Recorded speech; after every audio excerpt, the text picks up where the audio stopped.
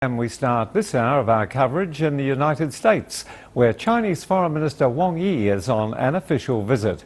The South China Sea and the DPRK's nuclear program, the two key issues on the table when he met his US counterpart John Kerry on Tuesday.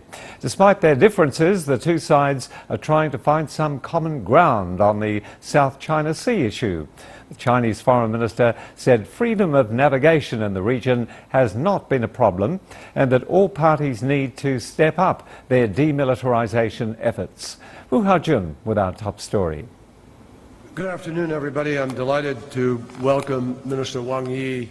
Wang Yi stood shoulder to shoulder with John Kerry, pledging his desire to work together. Both sides know China and the US have far more common interests than areas of disagreement, and we work together on so many areas that far outweigh areas of friction. But as they expanded to the contentious South China Sea issue, Kerry said a diplomatic solution is very important and he wants to bring together all concerned parties for negotiations.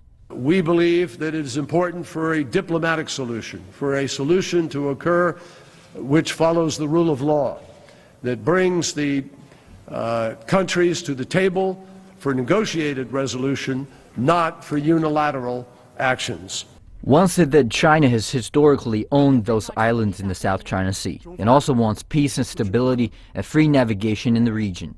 But he said China does not want to see any more close-up military reconnaissance or the dispatch of missile destroyers or strategic bombers there.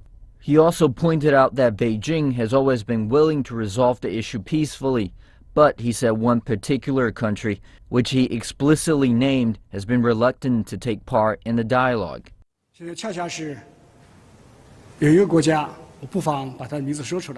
It is exactly one country, and let me not avoid mentioning the name, that is the Philippines, has violated the stipulation of Article 4 of the Declaration on the Conduct of Parties in the South China Sea, and has given up on dialogue and negotiations with the direct concerned parties of China, which is regrettable and which is ill-advised.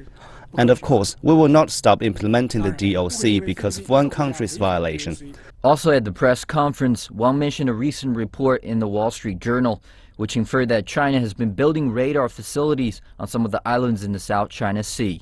But the foreign minister said focus should not be solely on China, but military buildups by some other countries in the region. I hope the media will not only see the radar, but more importantly perhaps, that every day the advanced armaments and equipment emerging in the South China Sea, including the missile bombers, the strategic destroyers, why people have chosen to ignore them. Wang stressed that in recent decades some countries have illegally occupied China's islands and reefs and militarized them, not only with radars, but other kinds of artillery. Wu Haojun, CCTV.